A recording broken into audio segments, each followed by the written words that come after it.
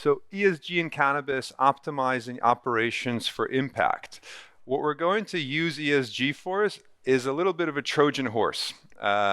We're not going to talk about too much about sustainability. We're not going to talk about too much about environmental social governance, but we are going to talk about using the framework of ESG as a risk management matrix and technique to improve your operations. In other words, how does data capture allow us to steer our business more effectively, more efficiently, and with the tools in mind to hopefully not lose money by making wrong decisions? The reason we're in this game is DéWarrior is a management consulting firm headquartered in the Netherlands. We specialize in emerging markets, emerging leaders, and frontier therapeutics. What we're really good at is utilizing your internal data and external data and creating a model-driven scenario analysis that could allow you to be more effective in your business. So whether we're modeling for iterative expansion into new territories, whether we're modeling for environmental impact reduction or carbon reduction, whether we're modeling for M&A and valuation, at the end of the day, the engine of DéWarrior is still mathematical modeling. So we capture a lot of data, we create issue maps, we make models, and based on those models, we create roadmaps or implementation roadmaps towards the client's goals. Now, ESG in cannabis, for what and for whom?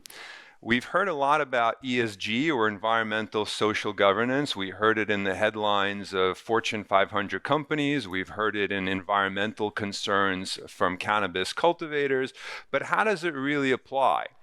And I'll tell you, in the most simple form in regulated medical cannabis, it doesn't apply. One, the requirements for ESG implementation on a reporting and regulatory level in Europe is a capitalization of about 50 to 75 million and a staff of 250 people or more.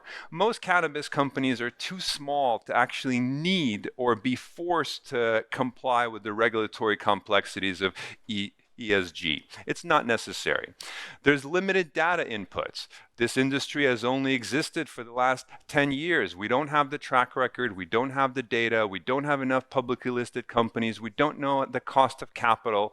So it's essentially operating a little bit of a vacuum. So how can ESG principles be applied to non-transparent vacuumous markets? And finally, there's the regulatory limitations of why ESG doesn't apply. In a medical market, you're governed first and foremost by the pharmacopoeia of the European Union, the pharmacopoeia Helvetica, wherever you may be.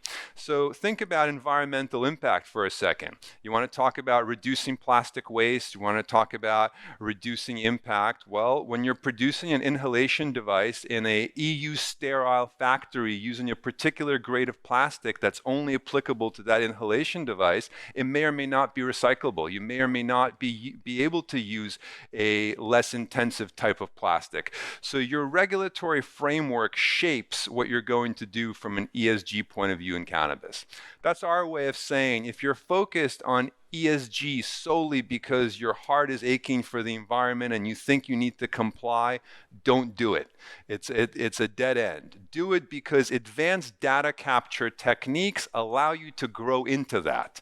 So start measuring data as quickly as you can, but don't start measuring data with the explicit goal of ESG compliance. It's a non-starter so far in the pharmaceutical industry. What we can talk about is what should we be doing? What kind of mapping, data collection should we be taking? And starting from the foundations, we build data flows that provide visibility on future risk factors linked to company growth and maturity progress. So as I said, if we're talking about compliance with ESG regulations and we're saying, well, there's a 250 employee threshold, there's a capitalization threshold. Right now, we only have 50 employees and we're worth, 30 million euros. But we're going to be worth 100 million and we're going to have 300 employees in a year and a half. Start thinking about that now. Start collecting the data flows now now necessary to comply in a year and a half. Because when you do it retroactively, the costs of collecting data, the cost of gathering that intelligence, the time, the downtime, the personnel and staffing time, it becomes an exponential reality. So first and foremost, start right away. It's never too early to start collecting data. Number one, categorize relevant risk factors according to industry observation and business-specific considerations. So understand where you are, where you're going, and the market that you're playing in. I'll give an example a little later on some cultivation facilities in the state of Florida. Well, if you know you're cultivating in the state of Florida, you know you have hurricane risks. You know there's seasonality to those hurricane risks. You know what the odds of the disruption that could happen, because of these hurricane risks. If you're not modeling them, you're essentially kind of cheating your investors and stakeholders. You already know the risk factors. You already know your projections cannot be linearly extrapolated, but you do it anyway. So understand where you are and where you're going and model for that. 2, create data flows that quantify critical operations in relation to relevant risk categories. So plan ahead. The disruption that we talked about, we have 50 people, but we know we're growing and we're going to be 250 people. Have you ever hired an extra 150 people in 1 year? Do you know what that's like? Do you know what the disruption to regular processes are like? Do you know what the disruption to customer satisfaction are like? If you linearly model everything, you'll always be wrong. So as you're starting to collect your data, as you're building solid foundations for data, always know where you're going and account for that. And 3, integrate transition targets in the roadmap. Contextualize projections with relevant risk mitigations. So smart models is everything we've been talking about. How do you create smart models? You make them real. You make them lifelike. You understand that last time it took you to hire 3 people, it was 8 months, and you've interviewed 15 people, and the 2 people you hired, you're still not that happy with, right? Be honest with yourself. Understand that the scenario is not likely to change drastically from your current experience. Understand that there are losses in cultivation. There are mites and thrips and aphids and all sorts of bacteria that one of your harvests or 2 of your harvests in the next couple of years will not meet spec. They just won't. Something will happen that falls out of spec. Understand that. Understand what percentage of your harvests are likely to fall out of spec and account for that. So without further ado, demonstrate to your stakeholders your ability to anticipate transitions and to integrate them into long-term planning. So communications is a central facet of any successful business. So as you're modeling these things, as you're integrating these risks, be honest with your stakeholders, communicate them effectively, and there won't be any surprises. And we start going into the operating model. So how do we actually do this work? How do we collect data and make it relevant? And DéWarrior does it with a twofold approach. We first look inside the company, we then look outside the company, and then we marry the 2 realities. First, let's look inside the company. So the operating model. A scenario-driven operational model for target outputs, evaluating outcomes against financial metrics, regulatory integration, and risk evaluation. So this is a simple example of a case study that DéWarrior has done with the European medical producer, and our job was to optimize some of their processes. We can optimize them for cost, we can optimize them for throughput, we can optimize them for carbon impact. The optimization itself doesn't matter. The data capture, the digital twin of the manufacturing, production, and business side allows us to have the levers to understand where those inflection points are, and based on the customer needs, the output is such. So in this case, the case study, a European medical cannabis producer, infrastructure expansion, EU GMP upgrade. So we addressed processing throughput issues through iterative scenario analysis, evaluating trimming, drying options, and an impact over the production chain efficiency against cost of goods sold. And what you see on the left-hand side is a screenshot of a model that we built. all the blue lines with high, mid, low sensitivities are different pre-programmed scenarios. Now, you could click on a tab and open those scenarios. We could discuss what those scenarios are, but we agree that there's a bear case, a base case, and a bull case. And that has to do with every parameter of this drying and trimming operation. As you can see, we have everything from what goes into the machine, what goes out of the machine, the recovery rate, the efficiency ratios, et cetera, et cetera, et cetera. And at the end of that, on the right-hand side, we can essentially model that and give you a visual of what's actually happening. So the operational efficiency, regulatory integration, overall impact is now visualized. So due to the upgrade that we conducted for this client, and we not only modeled it, we then implemented this as well, we were able to create a significant efficiency on the input ratio and overall greater compliance with the overall goals of this particular LP, which is to produce medical grade EU GMP flower to spec consistently and meet their projection targets for weight and throughput. The sales and cost is obviously not up to us. That's someone else's job. But the feasibility of can we do this is something that's answered in this example. The next example is going to go also in another internal analysis that we do, and then we'll jump over to the macro picture and how we marry it together. So this is one of my favorite slides, and it's something I speak quite often about, creating stakeholder alignment. So just because you have a great idea to scale into a new market or release a new product or launch a new diode for your LED lights, doesn't mean it should be done. There's too many factors internally in your organization that needs to be married and rectified for it to be a success. So as we're looking at stakeholder engagement, we do advanced surveying or materiality analysis to try to understand where inside your organization do you actually care? So if we're looking at Fluence or Signify lights and we're expanding into a new region, what does that mean for your R&D services in terms of looking at that region? What does that mean for fulfillment? What does that mean for the person who's going to have to fill out the custom forms to a new location? Are you going to hire a new person to handle the customs form, or the usual people are going to handle the customs form and their workload is going to double? So understanding these things before you start are critical. Understanding these things before you invest money are critical.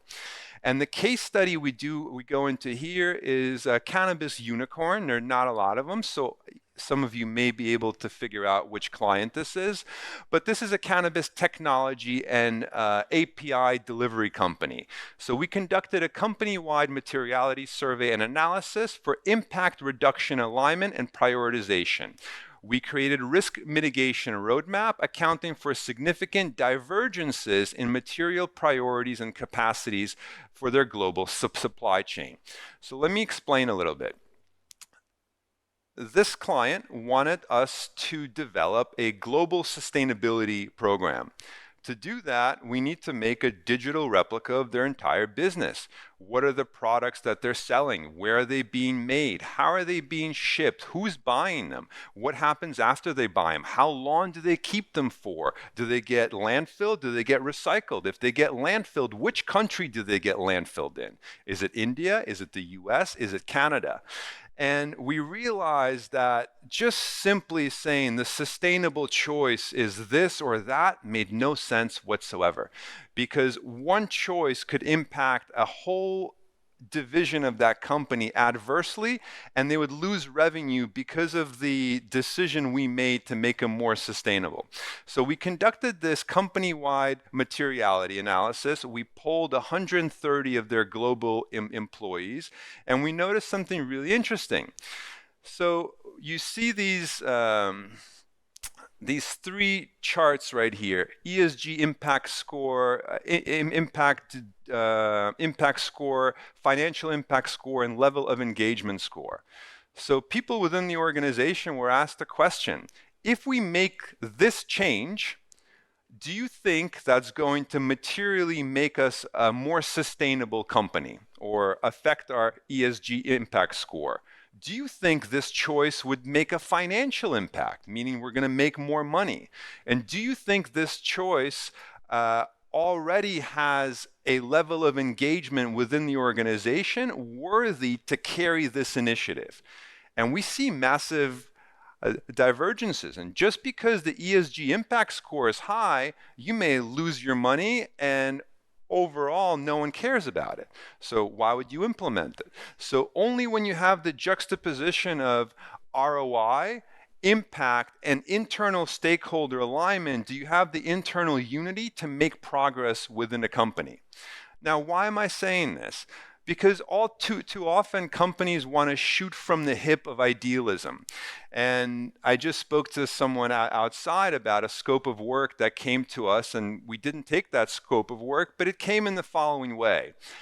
I'd like to build an ESG module to our tech software platform. And the question is why?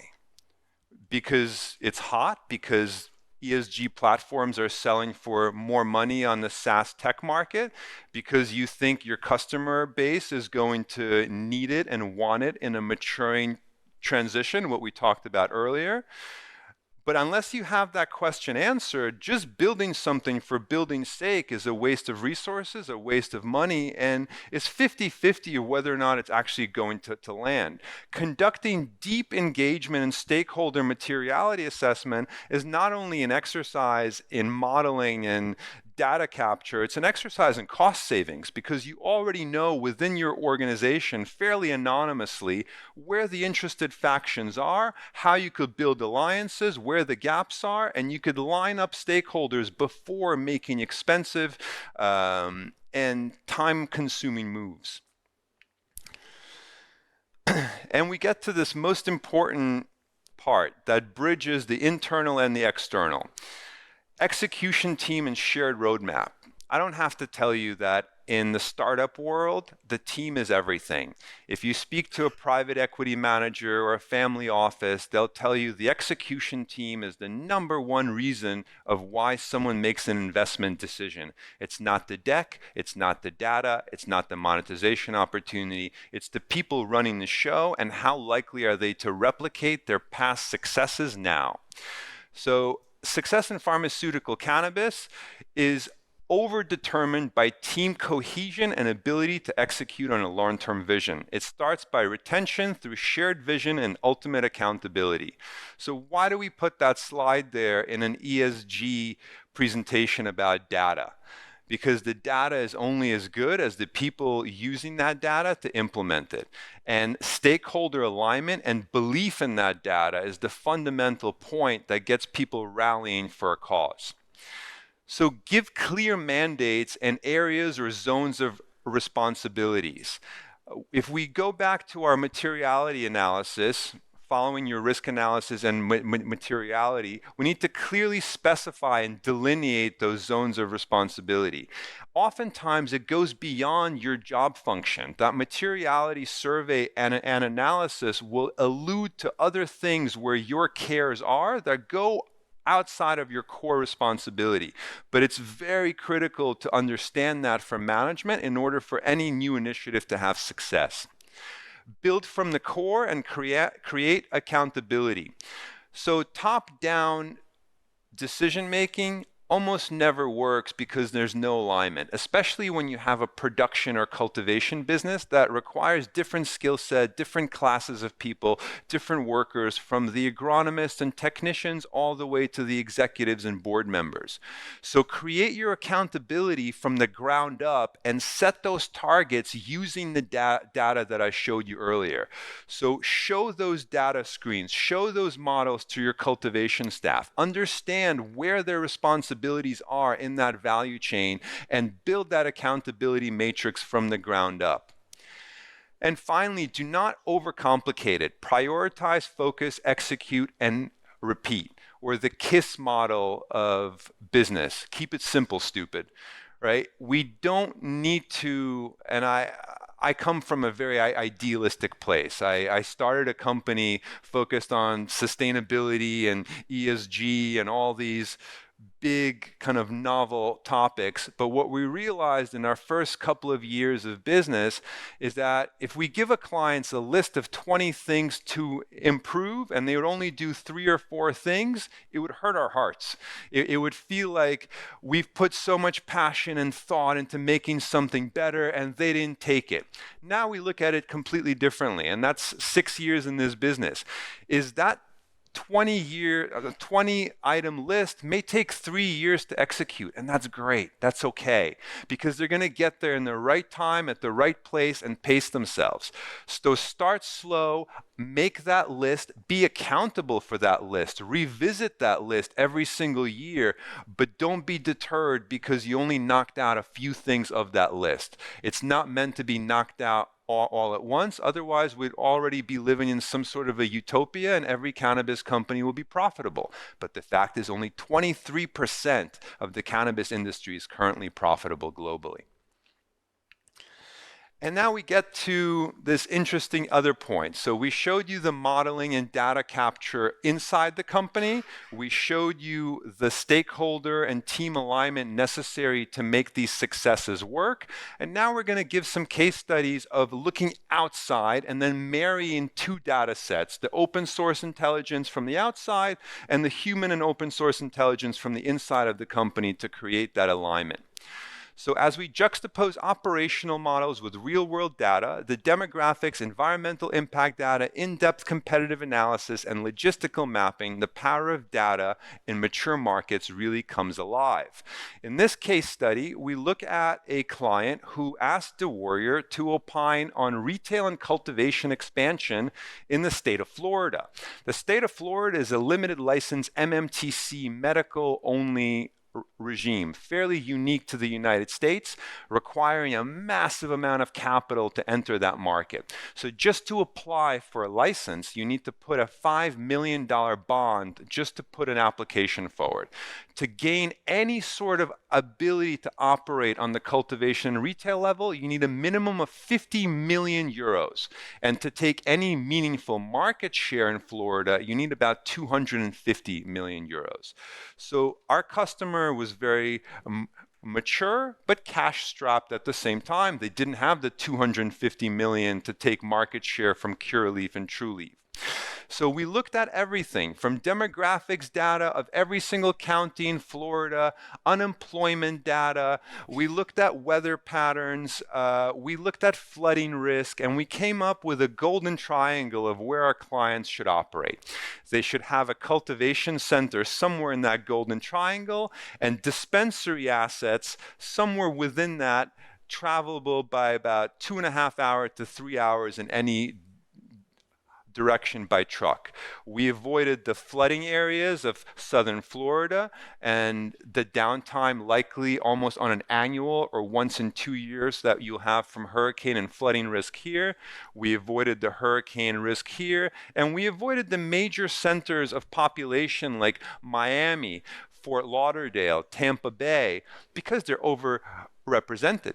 Our data showed that the market penetration for our client and the amount of money they would need to spend to penetrate that market would be significantly higher in the cliche areas versus the working class agrarian areas that are largely underserved, and we would be able to capture significant market share. Now, again, this presentation is about ESG in cannabis, environmental, social governance. Environment is only one part of this, right? We have transition and flooding risk. We have humidity and wind risk. We have certain parameters that are environmentally based, but the overall operations are far more complex than that. But if we capture this data set, we're not only able to deal with these elective ESG factors and reporting factors, we're able to steer a business in a whole new direction because we have the complete data set. Here we go. And the other model that I wanted to show you is already a mature client. So the other one was a prospect trying to enter a developed market, competing with some of the biggest players in cannabis, a David versus a Goliath story. This is just juxtaposing operational models with real-world data, but the market determinants and limitations, saturation and penetration, and target valuation are set by an existing market.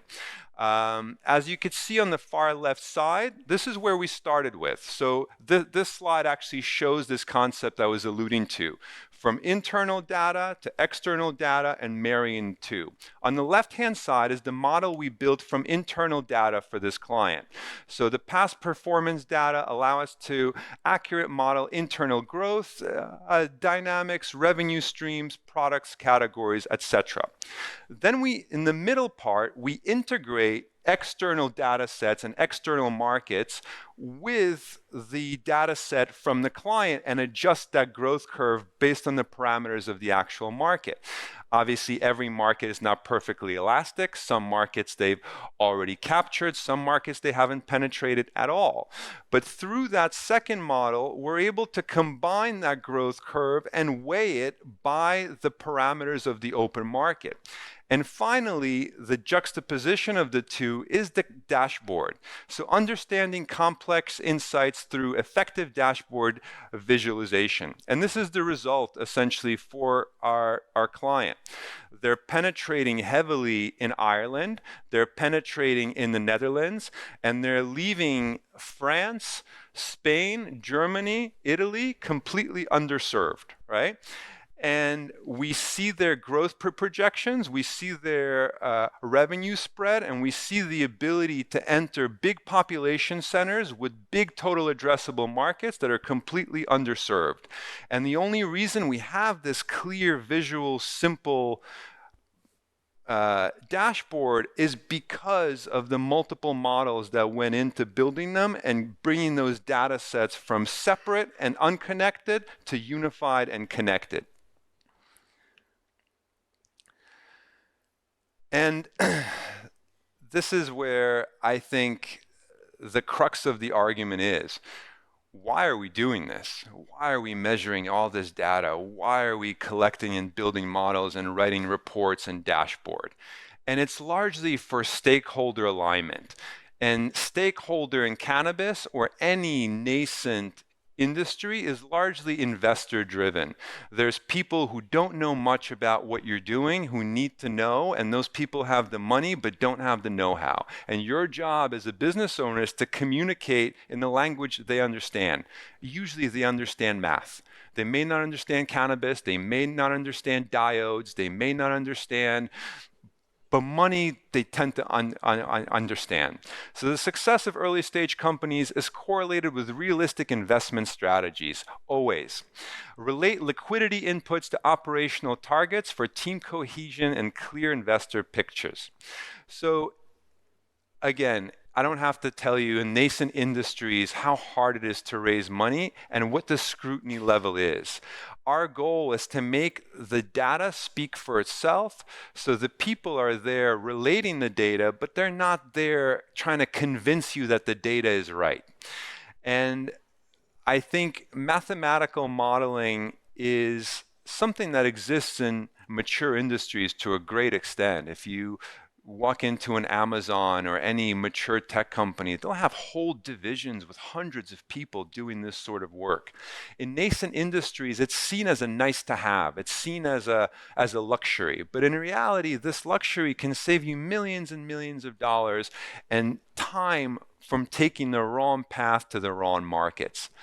And here we see a clear visualization again from a client case study. And we make it as easy as possible to understand what the transition or what the growth that we prescribe is going to look like for the investor. What's the compound annual growth rate? What are the dividends expected? How are the dividends going to be split?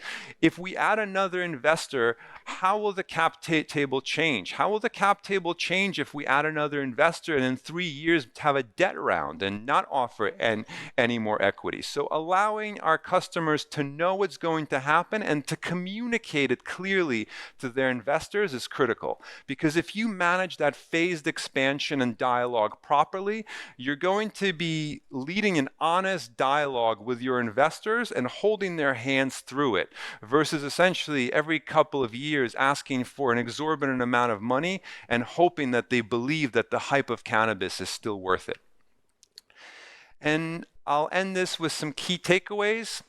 ESG compliance is not here for you. If you're here because you're an idealist for ESG, we're about 5 years away, I'm sorry to tell you. I also was an idealist. I thought we could do this quicker, but in reality, there's no regulatory or market impetus to do this now other than for market and operational efficiencies.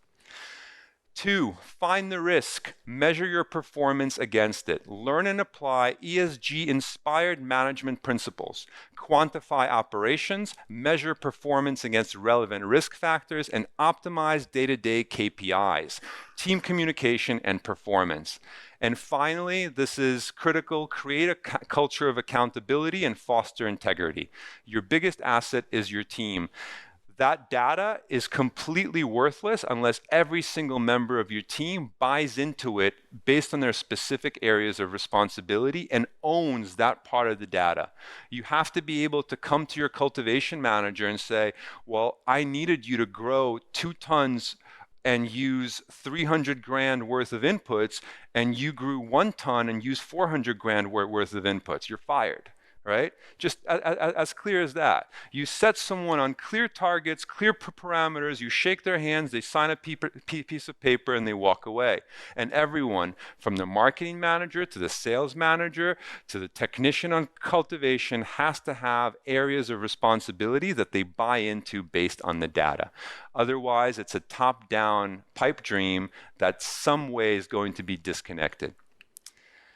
Thank you. I appreciate everyone's time and looking forward to your questions in the after session.